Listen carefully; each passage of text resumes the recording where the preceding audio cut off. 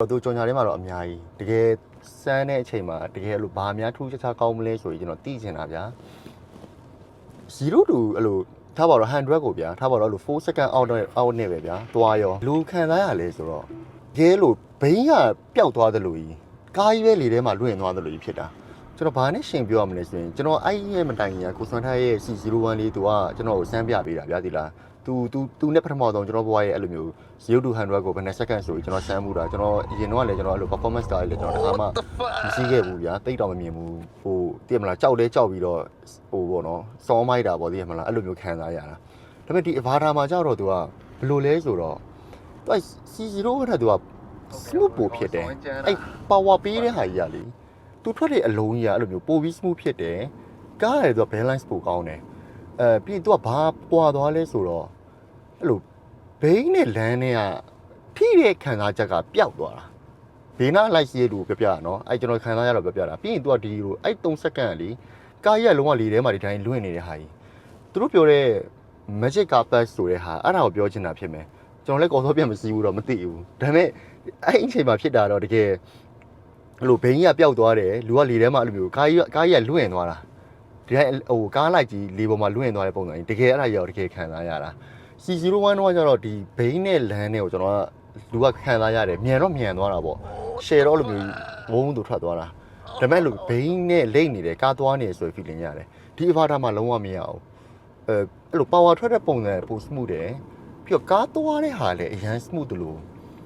weight balance လည်းသူကပိုညီတယ်တိလားတိတိတသာခံစားရတာထူးထူးခြားခြားပေါ့နော်ဟိုဒါကတော့ဒီကားနဲ့ပတ်သက်ပြီးတော့အထူးခြားဆုံးကျွန်တော်ခံစားရတာပေါ့ကျွန်တော်ပြောသလိုမျိုးဟို maybe ဘာဖြစ်လို့လဲဆိုတော့ဖြစ်နိုင်တာတော့ engine မပါဘူးကြာဒီလား EV ရောပေါ့ battery နဲ့ motor ပေးတဲ့ power ကဟိုပို့ပြီးတော့ဘာဟို noise မှတိတ်မရှိတာဟိုပြီးတော့ vibration လည်းမရှိဘူးဟာ engine ဆိုရင်အဲ့လောက် power ကြီးပေးဖို့ဆိုရင်ဘလို့နေတုံခါမှုဆိုတာတော့ရှိမှာပဲဘလောက်ကောင်းတဲ့ engine တွေနေဘလောက်ပဲညံ့ညက်တုံမှန် engine ဆိုတာ mechanical ဆိုတာမတုံမနေဘူးဗျာအဲ့တော့ EV ကဒီနေရာလေးတော့ပို့သားမယ်ထင်တယ်ဒီလားစီကားထက်ကျွန်တော်လည်းစဉ်းစားမိသလောက်ပေါ့နော်ဒီ suspension တွေဟိုဟာတွေအကုန်လုံးတွေ့ရင်တော့မှဒီလောက် torque နဲ့ဒီလောက် power ထွက်ဖို့ဆိုရင် engine မှာ vibration ပါကိုပါမှာ EV မှာဘာလို့ဒီ effect ရရလဲဆိုတော့အဲ့လို air suspension ကြောင့်လည်းဖြစ်မယ်ပြီးရင်ဒီ weight balance ရယ်ပြီးတော့ဒီ power ပေးတဲ့ဟာလုံးဝ vibration မရှိတော့တကယ်အဲ့လိုလေထဲမှာလွင့်သွားတဲ့ feeling ကိုရတာ maybe ဟို Zika ဆိုရင်လည်း air suspension နဲ့အဲ့လိုမျိုး power ထွက်တယ်ထင်တယ်သူလည်းအဲ့လိုရမှာပေါ့ဗျာကျွန်တော်ကျတော့ဒီ air suspension နဲ့လို့ဒီလိုမျိုး0 to 100ကိုဒီကား avatar မှာကျွန်တော်စာဆန်မှုတာဟုတ်အဲ့လိုတခြား EV ကားလည်းအဲ့လို feeling ရလားမရလားတော့ကျွန်တော်မသိဘူးဒါပေမဲ့ဒီ avatar မှာတော့တေချာပေါက်ရတယ်အဲ့ဒါကြီးကသူဒီ interior material လေးတွေပေါ့နော်ပုံထဲမှာတော့ကျွန်တော်လည်းသိတယ်ဗျာပုံထဲကြည့်လိုက်အောင်လည်းဒါကတော်တော်ကောင်းတယ်ပေါ့နော်အပြင်မှာလာကြည့်တော့ဘလို့ဖြစ်လဲဆိုတော့ကျွန်တော်ဒီဘယ်ကဒီကားနဲ့ရှင်ကြတော့သိရမလားလို့ double ဆောက်ဘောဖြစ်သွားတာတကယ် material တွေကကျွန်တော်ဒီဘယ်ဆိုလဲသူတို့နာပါဘာညာတော့ပြောကြတာပေါ့ဒါပေမဲ့ဒီဘယ်နာပါဆိုကလည်းသူကနာပါဖြစ်အောင်လောက်ကိုနာပါထဲမှာနည်းနည်းနှိမ့်တယ်လို့ပြောလို့ရတယ်ဒီကောင်ဒီ avatar တွဲမှာတုံးထားကြတော့ Ride Edition ဆိုတော့လေပို့ပြီးတော့တေးအကောင်းကိုမှသူတို့လုပ်တဲ့ဒီ process လုပ်တဲ့ဟာပေါ့နော်တေးကိုလုပ်တဲ့ process ကလည်းအကောင်းလုပ်တယ်တေးဟာလည်းအကောင်းသုံးထားပြီးတော့ဟိုကျွန်တော်ဒီဟာနဲ့ဆိုရင်နာပါချင်းတူတော့မှ level အကွာကြီးဘာမှမဆိုင်တဲ့ level တစ်ခုမှသူကရှိတယ်လောက်ခက်သမျှကားရီတော်များများမှာကျွန်တော် luxury ဖြစ်တယ်ဆိုပြီးတော့ကျွန်တော်ပြောတာတော်တော်ရှားတယ်ဗျာမရှိသလောက်ပဲမရှိခဲ့ဘူးထင်တာပဲဒါပေမဲ့ဒီ avatar တွဲရတော့ဒီတရုတ်ကားရီထဲမှာတကယ် luxury level တစ်ခုကိုရောက်တယ်လို့တော့ကျွန်တော်လုံးဝကိုဝန်ခံမှာဥပမာကျွန်တော်လည်းဟိုလို Mercedes S-Class တွေပါကျွန်တော်လည်းမမြင်ဘူးဗျာဒီလားမြင်ဟိုမဆန်းဘူးဗျာဟိုဒါပေမဲ့ကျွန်တော်ဘွားရဲ့ luxury အဖြစ်ဆိုတော့ Cessna 2000အဲ့ model နာလေးကကျွန်တော်တို့ luxury အဖြစ်ဆုံးပဲအဲ့တော့ဒီကအဲ့ Cessna လောက်မိကောင်းတယ်ပဲပြောရမှာပေါ့နော်အမှန်တော့မတူဘူးဗျာ Cessna ကတော့ဗျာဟိုသူကနည်းနည်း organic ဖြစ်တဲ့ဘက်သွားတယ်လက်လုတ်ပေါ့တဘာဝဆန်တဲ့ဘက်သွားတယ်ဒီကောင်ကကျတော့လုံးဝနည်းနည်းလူလုတ်တဲ့ဘက်ပေါ့နော်လုတ်ယူထားတဲ့ဘက်ကိုသွားတယ်သွားတဲ့ပုံစံချင်းတော့မတူဘူးကျွန်တော်ကတော့ဘာပို့ချက်လဲဆိုအမှန်တိုင်းပြောရင်ကျွန်တော်တို့ဒီ material quality လေးတွေရောဒီသူသုံးထားတဲ့ဒီဟိုတစ်သားလေးတွေအားစပေါ့နော်ကျွန်တော်တို့ Cessna ကိုပို့ကြိုက်တာပေါ့အမှန်တော့အဲ့ဒါကဒီ avatar တွေတို့ပါတော့ဒီတရုတ်ကားတွေကအပြစ်မဟုတ်ဘူးမမီတာတကယ်တမ်းအဲ့ဂျပန်နေအပြစ်ပြောမှာ ဟုတ်တယ်ဆိုအဲ့ခုနှစ်လောက်မှာဗျာ2000 1990 2000 2001အဲ့ခုနှစ်လောက်မှာအဲ့လောက်ကောင်းတဲ့ကားတွေဒီကောင်တွေကမထုတ်ပေးခဲ့တဲ့ဘူးဆိုတော့ထုတ်ပေးခဲ့ရင်လည်းနောက်ထပ်ထပ်ထုတ်တဲ့ကားတွေကလည်းအဲ့ထက်ကောင်းအောင်ထုတ်ပါလားဗျာအဲ့ထက်ကောင်းအောင်မထုတ်ရင်တော့မှအဲ့လောက်ကောင်းအောင်တော့ထုတ်တဲ့နေဘာလို့ဆိုတော့သူတို့လည်းဒီနောက်ကထုတ်တဲ့ကားတွေကဒီဆက်စီယာကိုမမီဘူးကျွန်တော်စိတ်ထဲတော့အဲ့လိုမြင်တာပဲနေနိုင်စိတ်ကင်စားပေးသလိုမျိုးကျွန်တော်ကဘာဖြစ်သွားလဲဆိုတော့ဘာလာကျွန်တော်တို့ဒီဟာကြီးနဲ့ပဲရှင်ပြီးတော့လေဟာဟိုကားကြီးကမကောင်းပါဘူးဒီကားကြီးကဒီကားတော့မကောင်းဘူးဆိုပြီးတော့အဲ့လိုတွေစိတ်ကဖြစ်နေအမှန်တော့အဲ့ကောင်တွေကအဲ့အချိန်မှာမဖြစ်နိုင်တာကိုလုပ်ပြသွားတာပြီးတော့သူတို့လည်းအဲ့ဟာကြီးပိုကောင်းအောင်ဆက်လုပ်လာဆိုရင်မလုပ်ဘူးနောက်ပိုင်းကားတွေကြတော့လေဒီကောင်တွေက short ပလိုက်တာထားပါတော့ဒါကတစ်ပိုင်းသက်သက်ပေါ့နော်ပြင်တာတော့ဒီကောင်ရဲ့ဒီ avatar အတွင်းကတော့တကယ်ကောင်းတယ်လေသာလည်းတကယ်ကောင်းတယ်ထူးထူးခြားခြားပေါ့နော်ကျန်တဲ့ဟာတွေကလည်းထားပါတော့အကုန် luxury ဖြစ်တယ်ပါညာပေါ့ဒါပေမဲ့ထူးထူးခြားခြားသူ့ရဲ့ဒီ dashboard ဟိုလိုအကြီးမှာသူက leather တစ်ချက်တည်းအကုန်လုံးအုပ်ထားတာလုံးဝဆက်ရမရှိဘူးချုပ်ရလည်းမရှိဘူးအဲ့လိုတစ်ချက်လုံးအပြားလိုက်ကြီးအုပ်ထားတာအဲ့တခုကထူးထူးခြားခြားမိုက်တာလုတ်ပေးထားတာကိုပြောချင်တာနော်တော်တော်လေးလုတ်ပေးထားတာပေါ့ဒီနားဟာလေဒီဆွေးသားလေးတွေကတော့ပုံမှန်ပဲမှန်နေဆိုတော့ဒီထက်ပိုနူးညံ့ရင်တော့ကောင်းပါသီလားအဲ့သားလေးတွေအဲ့ထက်ပိုနူးညံ့သူတို့ထည့်ပေးလို့ရတယ်ဘာလို့ဒီဟာမ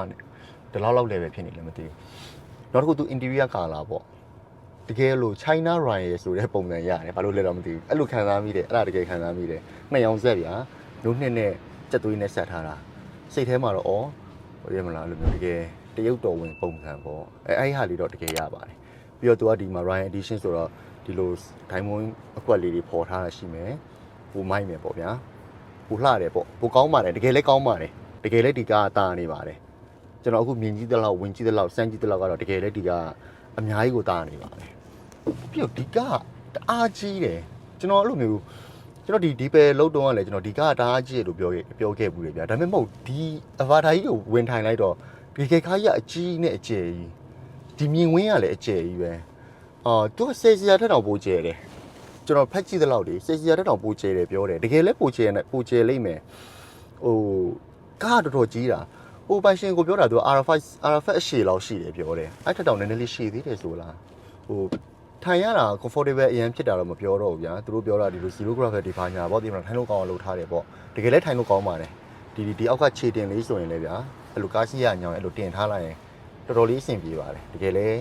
းနေလို့ထိုင်လို့ကောင်းတဲ့ကားပါဒါလည်းတကယ်ဟုတ်တယ်အနံ့ပေါ့ကျွန်တော်ရေမွေး crazy လည်းမဟုတ်တော့ကျွန်တော်ရေမွေးအကြောင်းတွေမသိဘူးဒါပေမဲ့ဒီကားလေးဝင်ထိုင်တော့ဒီကားလေးအနံ့လေးကတော့အဲ့လိုအရန်တင်းတင်းလေးနဲ့မွေးနေရတော့တည်တယ်အပိုင်ရှင်အဲ့အကူကတော့ပြောတယ်အဲ့ရေမွေးကသူကုံသွားရင်တစ်လုံးကို2သိန်းလောက်ပြန်ဝယ်ထည့်ရတယ်တဲ့ပင်းသေးလေးကိုသူတို့ပြင်သစ်ဘာချော့ဆိုတာဘာဂျူးဆိုတာကျွန်တော်လည်းမသိဘူးဗျာဒါပါတော့ရေမွေးအကောင်းသားပေါ့ဗျာအဲ့လိုထုံးတဲ့တိုင်းပြဿနာကဒီအပေါ်မှန်သူတို့ကတော့ကြီးညာထားတာတော့ဒီ Royal Edition မှာနေရောင်နဲ့လိုက်ပြီးတော့အယောင်ပြောင်းနေပေါ့မဲသွားတယ်ပေါ့နေခါသွားတယ်ပေါ့အဲ့အကိုကျွန်တော်မေးကြည့်တာတကယ်မဲသွားလားဆိုတော့တကယ်မဲသွားတယ်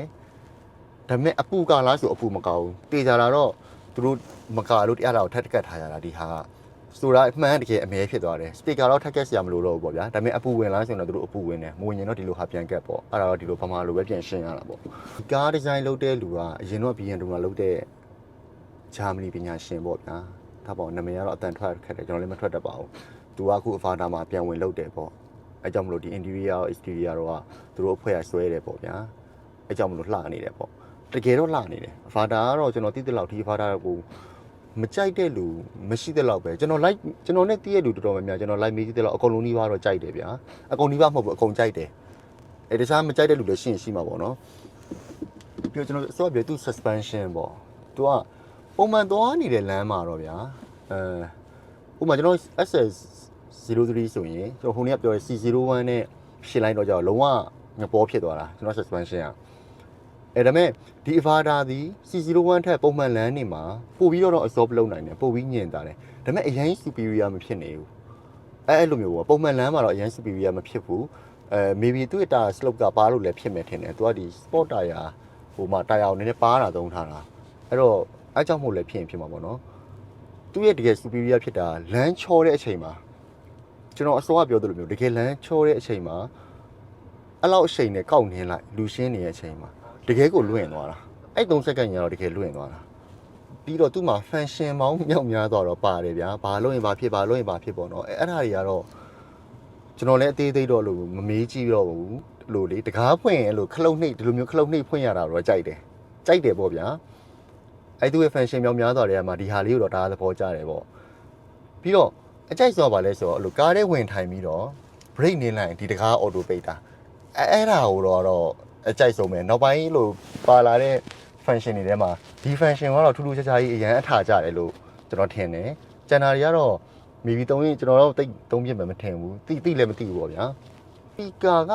28လုံးဆိုလားမသိဘူးသူပြောတာစံစာ29လုံးနဲ့ speaker 28လုံးကဲထားပါတော့ speaker 28လုံးထက်ပြောချင်တာကအိတ်ကားထဲမှာတချင်းကြေဖွင့်တကယ် KTV အခန်းထဲရောက်သွားသလိုတော့တကယ်ဖြစ်တယ်တကယ် speaker ဖွင့်လိုက်ရင်တော့သူ့အတန်တော့ speaker ပဲတကယ်ကောင်းတယ်အဲ့တော့3,400ကိုထားပါတော့4,000လား4,000ကျော်လားကျွန်တော်တိကျတော့မသိဘူးဒါပေမဲ့4,000ဈေးတန်းပေါ့ဗျာ4,000ဈေးတန်းမှာဆိုရင်ဘလို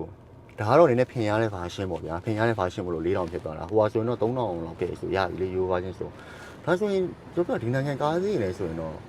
့ကျွန်တော်ပတ်စံရှင်ဝယ်စီးမှာရသိရမလားပတ်စံရှင်ဝယ်စီးမှာအမှန်တော့ဒီနေ့ live ပြီးတော့ပြောချင်းလို့ရှာတာဘာရှိလဲဆိုတော့ကျွန်တော်ဆိုပြောမှန်အပူဝင်တာရှိမယ်ပြီးတော့ steering ကတော့အားလုံးထင်ထားသလိုပါပဲတကယ်အကွေ့တွေမှာတော့ကျွန်တော်တို့လည်းမပြေသလိုအဲ့အကိုအတွက်လည်း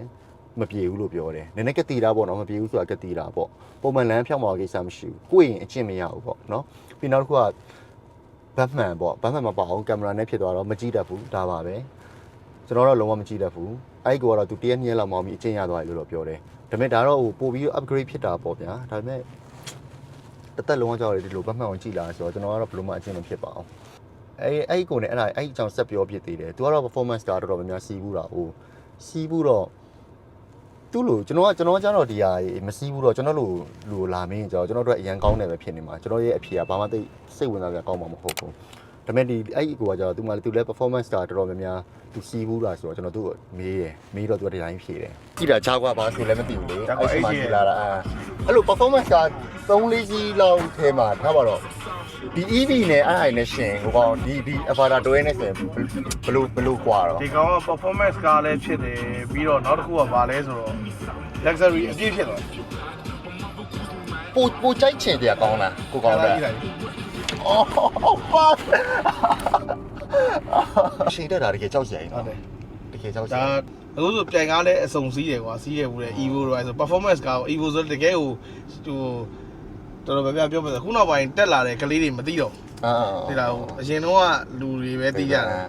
Evo ရဲ့ဟိုတကယ်ကျန်းတဲ့ကောင် 2.0 engine နဲ့တအားကျန်းပါတယ်ဆိုတဲ့ကားတွေတဲ့ pickup ကဒီကောင်မမီဒါပေမဲ့ချိန်ကြာလာတဲ့အမျှမှာတော့ဟိုကောင်ကတော့မိုက်တာပေါ့နော်သူရဲ့ engine ကားဆိုတဲ့ feeling တစ်ခုက EV ကတော့ EV ရဲ့အရသာပေါ့ကျွန်တော်အရင်တော့ဒီ EV မပေါ်ခင်ဆိုရင်ဒီလို0 to 100 3.5 second တော့ဆိုရင်ဈေးတော်တော်ကြီးပေးပြီးကျူနေတော်တော်လုံးမကိုအဲ့ဒါတော့မှတကယ်ကိုကျွမ်းကျင်တဲ့လူလုံးမအဲ့ဟာကိုအဲ့အဖြေမရောက်ဘူးရောက်ခံဒီအဆင့်အတွက်ကိုအဲ့ကလာချီပြီးနှစ်ချီပြီးမြေဆိုင်တယ်အဲ့လိုမျိုးတွေတကယ်ရှိခဲ့တာလေအရင်တော့လေသိရမလားအဲ့လိုဒီအဲ့အဆင့်ရောက်ဖို့နိုင်ငံခြားဂျူနာတွေခေါ်ရတယ်ဂျူနေသမားတွေနဲ့အလုပ်လုပ်ရတယ်တကယ်ကိုအသေးစိတ်လုပ်ရတာပြီးတော့ပတ်စံရှိတိုင်းနဲ့လုပ်လို့မရတဲ့အနေထားဒါပေမဲ့ခုကပတ်စံရှိရင်0လူဘလောက်100ကိုဘယ်နှစက္ကန့်နဲ့သွားခြင်းလဲပဲအဲ့လိုဖြစ်သွားတယ်ဘယ်လိုပြောရေးတင်လို့ပဲလေခလုတ်ဖွင့်တယ်လို့ပြောပါတယ်ဟိုလေဒါဆုပ်ပါတော့ road noise ဆိုနည်းနည်းဝင်ဒီကနိုင်လုံးဆိုရင်တော့မိုက်တယ်မောင်းရတာလေကာဘာတမ်းမကြားတော့ဘူးကာကြီးပဲလွင့်နော်နောက်ဆုံးကိုရီ performance ဟို sport ကားတစ်စီးမယ်ဆိုရင်တော့မှနောက်ဆုံးအဲ့လိုနင်းမှုရေ gear ချိန်ရမယ် clash လည်း flow ရမယ်လေဟုတ်တယ်အဲ့လောက် performance ထွက်တယ်ပြီဆိုသူ့ရဲ့ suspension ကဘလုံးမငြိမ်ချောင်းစရာအကြောင်းမရှိတော့ဘူးเนาะအဲ့တော့အစုံရတဲ့ကားတစ်စီးဖြစ်သွားဘူးအဲ့တခုကြိုက်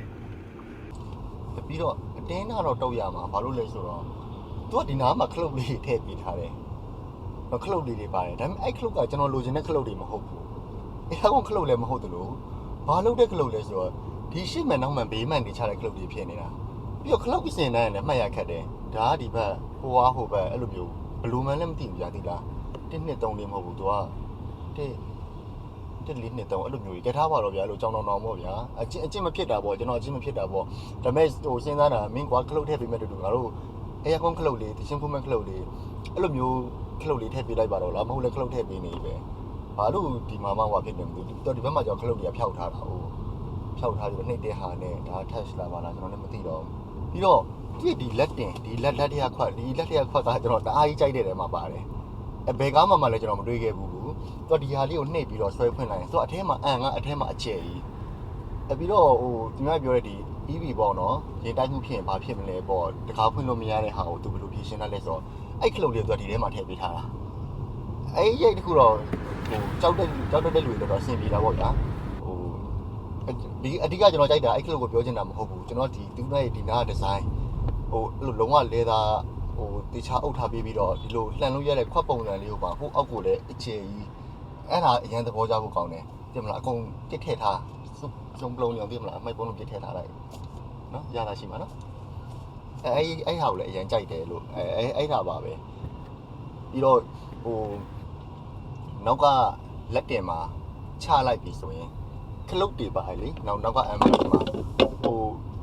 မန်နိုင်ပြောရင်ဒီ Sexia ရဲ့ Crown ရဲ့ပြီးနောက်ပိုင်းမှာ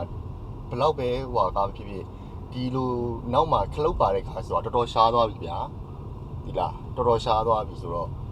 မတွေ့ရတော့ဘောဗျာသိရမလားဒီကားမှာပြန်တွေ့ရတော့ဒါလေးကိုတော့ဝမ်းသာတာပေါ့3လားဆိုရင်တော့3ပြည့်မယ်တော့မထင်ပါဘူးဘယ်သူမှသိရမလားနောက်ထိုင်းကုန်နေလဲမာဆက်တွေပါတယ်ပေါ့3ပြည့်တယ်လို့3ပြည့်မှာပေါ့ဗျာဒါပေမဲ့ပါတယ်ပေါ့ကျွန်တော်ပြောချင်တာမိုက်တယ်ပေါ့အဲ့လိုပြောချင်တာထည့်ပေးထားတယ်ပေါ့ထားကျွန်တော်အဲ့ကားကိုမောင်းကြည့်ရတဲ့လောက်လေအဲ့လိုသူ့ချိုရဲ့မော်တာပေးတဲ့ပါဝါတကယ်လို့ထူးထူးခြားခြားကြီးစမှုတာတော့တကယ်